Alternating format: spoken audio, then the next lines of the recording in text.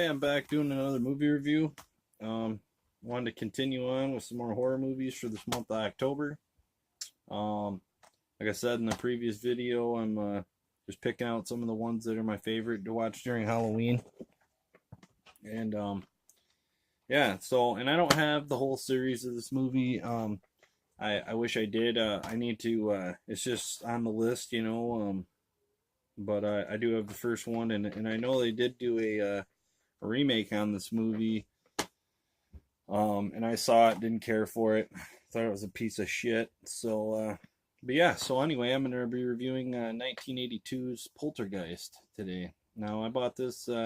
Actually, I don't think I did buy this. I got it from a friend who didn't like it because she saw it and creeped her out. Now this is a Monster Mayhem thing. I think she bought it during Halloween, and this is like a slipcover. And then here's the original cover for it. But I do like the movie picture on here with the coloring and everything. It looks pretty cool. So yeah, so I got this movie to review. So anyways, yeah, 1982's Poltergeist, directed by Tobe Hooper. He directed one of the movies I just reviewed too, Salem's Lot.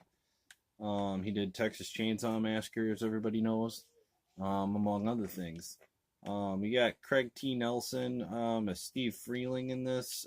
Joe Beth, something or other. Let's see what her last name is. I can't remember. Joel Beth Williams as his wife, and her name is Diane Freeling. And then we got let's see. And then also we got Heather O'Rourke. I think is her name. Is Carol Ann.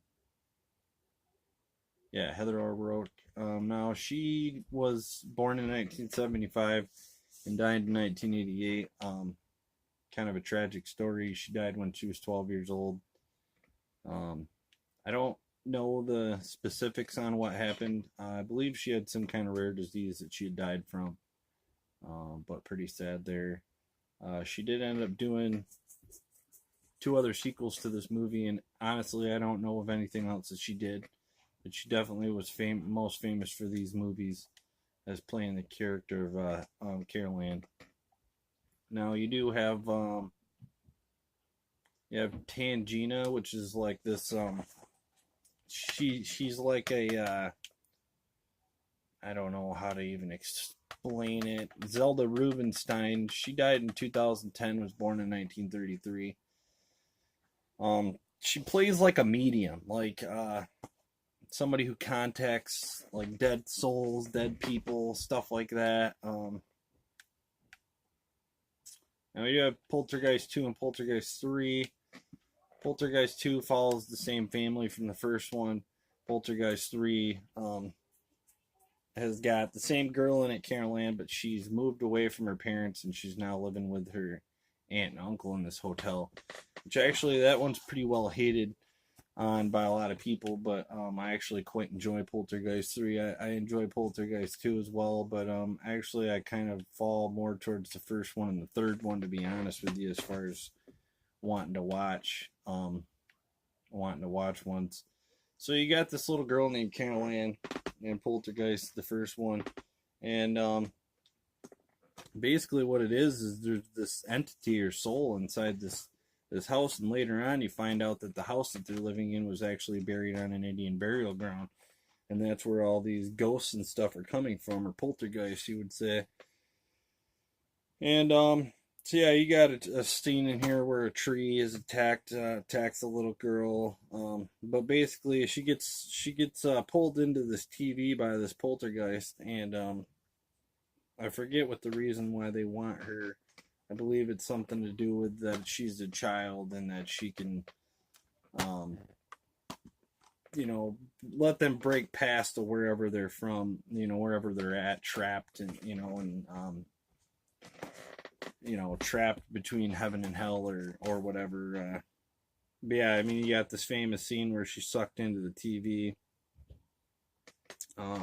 Yeah, in my opinion, this movie's great. It's one of the best horror movies ever made. And that's my opinion, but I think it is.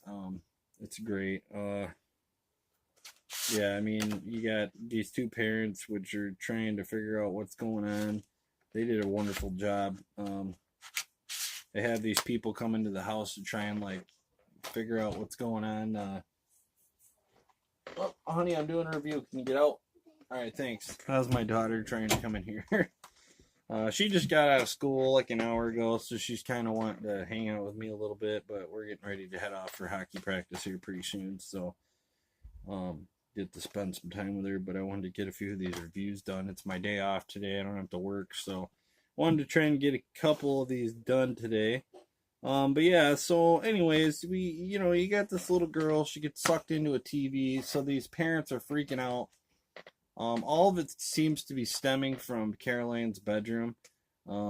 That's where like the most of the craziness is happening, but they can hear her voice through the TV. So that's why the TV is a big thing in this one, because the parents can hear her talking through the TV, yelling out for them and wanting to get the hell out of there. So, but she's so small and so naive that she just doesn't realize what's going on. Yeah, it's a great movie. There's a lot of great scenes in this, but so anyways, they hire these people to come in and look at the house, try and help them figure out what's going on, see if they can help them get their daughter back. And you got two other children in this house that are just as scared. Yeah, I mean there's a lot in this movie. Like I said, they live in this big housing development place, and the husband, the father of Carol Ann, he works kind of for this place that's done all this around the neighborhood, turned it all into a big housing development, and then later on he finds out from his boss that they clear cutted all that, and there was actually an Indian burial ground buried where their houses is at. And, of course he's not real happy about that when he finds that out. I'm sure he would have never moved his family in there if he'd have known that, because the guy seems like a pretty good guy. You got Steven Spielberg producing this. So, I mean, when you get Steven Spielberg involved, it's going to be a decent movie. I mean, he has came out with last couple of years that have been kind of disappointing, but for the most part, I mean, he's just, any movie he's ever been to do with, he's, it's usually pretty good. So you got these people that they bring in to try and help figure out what's going on in their house, try to help figure out what's going on with Carol Ann. Basically, they're underqualified to deal with this situation. They've dealt with things like this before, but nothing to this nature, to this extreme. So they bring in this lady named Tangina, and she's really a medium, and they don't give a whole lot of background on the lady, but from what you see and what she says, she's got experience in this area. She's done this before. And long story short, she ends up helping these people out, and they do end up getting their daughter back. But this family really has to go through hell to do this. So, I mean, like I said, man, this is an excellent movie. I've never seen the original. I know they came out with the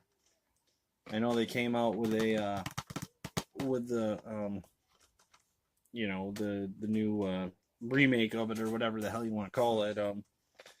And yeah, in my opinion, that movie was a piece of shit. I mean, they really need to stay away from redoing remakes. People like, these remakes that they're coming out with, Friday the 13th, Texas Chainsaw Massacre. I mean, it goes on and on. I mean, just quit fucking with original stuff. Just stop. I mean, I really hate to be getting all upset like this, but it really pisses me off when they when they mess with classics like this. They have no business messing with it. I know there's money there. There's money to be made off the name. I get it. I get the whole thing. But stop. Just stop. You know what I mean? Like, it's all about money for these big fucking movie companies, and it really pisses me off. I'm waiting for them to redo Jaws or something else where they have no fucking business messing around with this shit. You know, it's just ridiculous. Like, I did a rant on the new Nightmare on Elm Street movie. That movie fucking failed horribly. I went off on that movie, and really, I don't like going off like that, but man, it just really pisses me off because I really enjoy my movies, man. And when you're fucking with when you're fucking with a masterpiece, like, just stop. Just don't do it anymore. Just quit. Quit while you're ahead. Come up with something new. You know, be original. Come out with something else. You know what I mean? I know that it's hard to do that in this day and age because every goddamn story that has, I mean, they've just came out with everything. They're running out of ideas, but you know, I mean, don't mess with any more of these. But yeah. So that's me ranting for a minute. Sorry about that. But yeah. So anyways, back to this movie. I mean, like I said, I really don't have much more to say about this.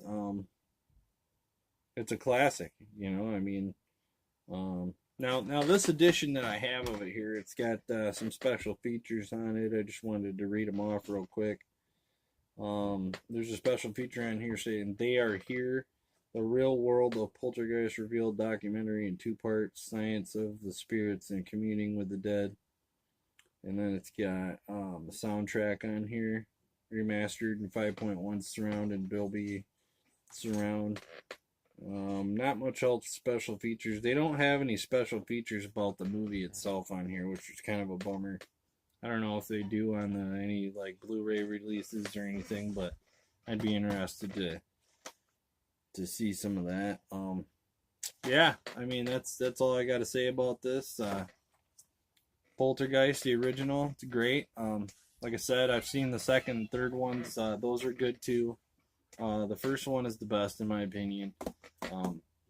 Second one was decent. The third one was pretty good too. I enjoyed like the whole hotel aspect of it. Now I don't know if I'll be reviewing the other two because, like I said, I don't own them.